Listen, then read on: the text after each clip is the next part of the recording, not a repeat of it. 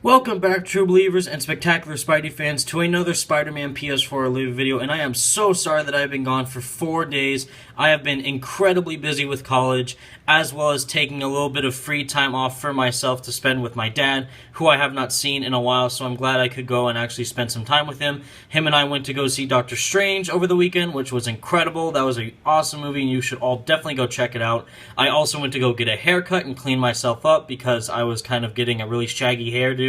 So you'll probably see how I look like in a future video that I do.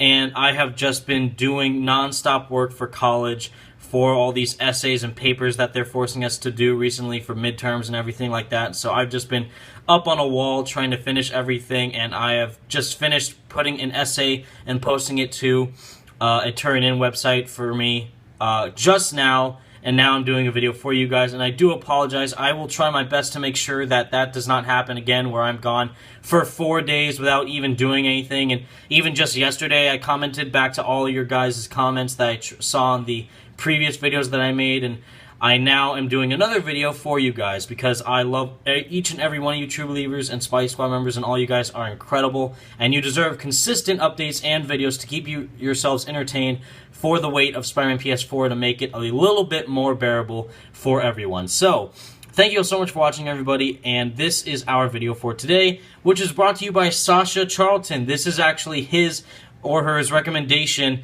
for this video, which is a really awesome recommendation. This is a really cool idea that he or she thought of, and it's awesome because of how no one has actually discussed about it before, and on how it could actually bring a new element to Spider-Man PS4 that we have not seen in any other Spider-Man game before, because of how Insomniac Games has handled their games' villains before, and how these two individuals and this main area could be really different in this type of Spider-Man game made by Insomniac Games, and how these characters and this area can be affected by them. So, what I mean, of course, is how will Oscorp and the Osborns be implemented into this game? So, all we know so far about the villains or characters in this game is that Mr. Negative is most likely confirmed to be a main boss or villain in the game because of how we see his henchmen everywhere. The inner demons, those guys with the black mask, are everywhere, so that mean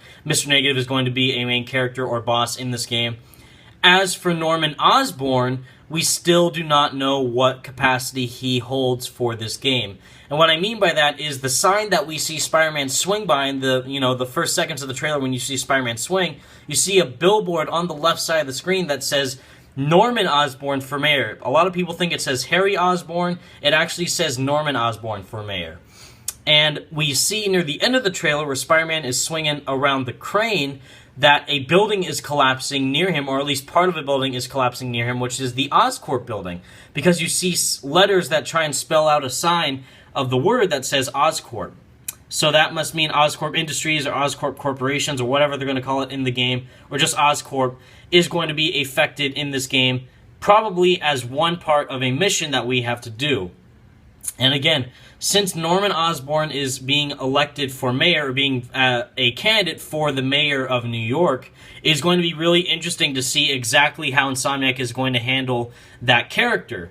Or, I should say Marvel, since they are the ones who are writing the story alongside with Insomniac. So, what we have seen in the past from other Spider-Man games in regards to Norman Osborn have been next to nothing. Because original Spider-Man games, the only games that we have had that are original that relate to Norman Osborn is mainly Ultimate Spider-Man. And even that was very low in the sense of how we saw Green Goblin being shown as the giant monster hulking Green Goblin that we had to fight in a boss fight for Ultimate Spider-Man.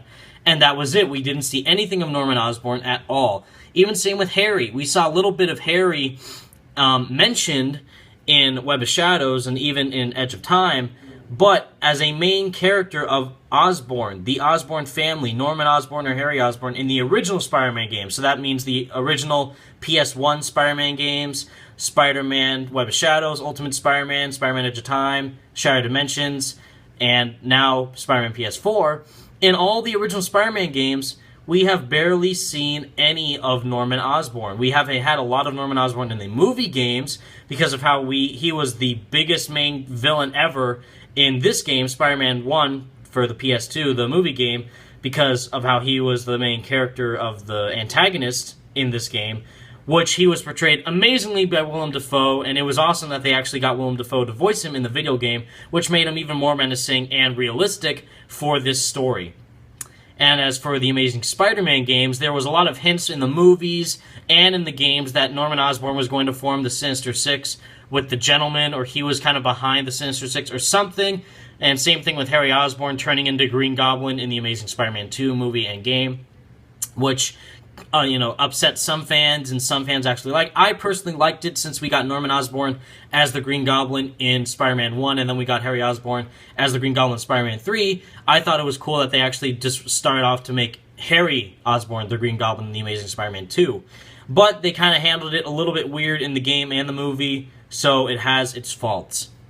But with the Osborn family, again, in all the original Spider-Man games, there have not been any real nemesis actions from Norman Osborn or Harry Osborn with Spider-Man in any of those games because of how they weren't even featured in those games. Web of Shadows, the main villain was Venom. Ultimate Spider-Man, the main villain was Venom.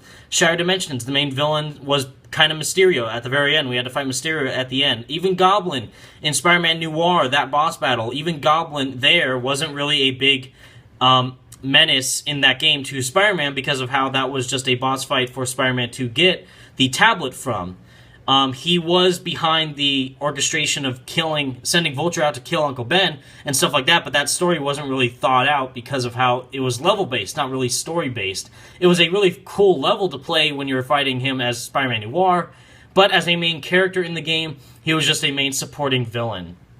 And Edge of Time, again, Anti-Venom, or the Atrocity, was kind of the main villain of that story.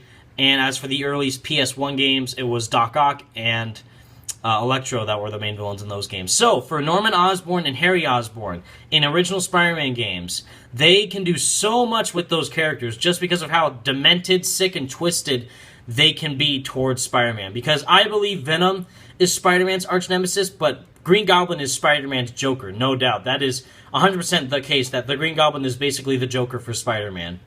He's not the arch-nemesis, at least not in my opinion, because I believe Venom is the arch-nemesis of Spider-Man, since basically Venom's the exact opposite of Spider-Man, just bigger, stronger, more evil, and knows the secret identity of Spider-Man, which really hurts him and his personal life as Peter Parker. Whereas Green Goblin is always that guy who is kind of seen as a joke sometimes, but even though he is evil, especially in the comics, we haven't really seen that much level of dementedness that we can see from him because of how the only thing that we have seen from him that's super evil in the comics is him kind of killing Gwen Stacy, as well as trying to kill Aunt May and Mary Jane as well, going after the rest of Parker's family, of Peter Parker's family.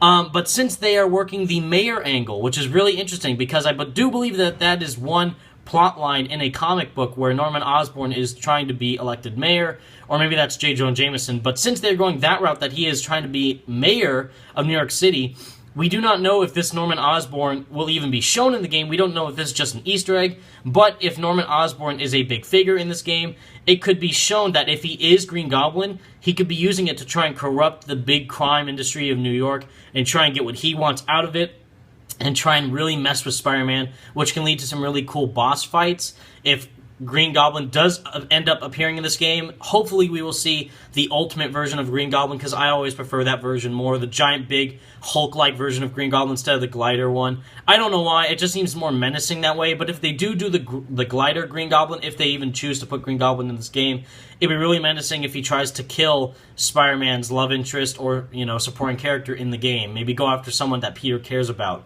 And if Norman Osborn knows that Peter is Spider-Man, since this is an experienced Spider-Man, that would add a lot more to the story.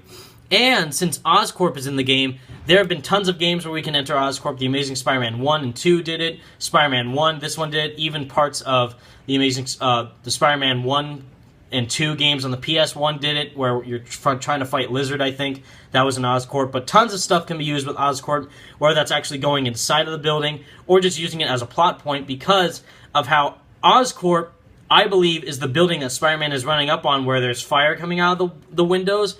I believe that is Oscorp. I believe something is going on at Oscorp that Spider-Man has to save people at and save the workers, maybe even save Norman Osborn if he's stuck in there, or maybe he's the one who caused it. We don't know. But since he is being elected for mayor, Norman Osborn, and Oscorp is actually being shown in this game, I still think that we will see a lot of different aspects from this game in regards to Norman Osborn, Harry Osborn, and Oscorp that have not been shown in any Spider-Man game before. So thank you so much for watching, True Believers. Stay tuned for more Spider-Man PS4 and Spider-Man Homecoming related videos, please. I'll be making more of these videos for sure. Thank you to Sasha Charlton for giving me this idea. This was a great idea for a video. Thank you so much. You are awesome, Sasha. You rock. Stay spectacular, everybody. Peace out.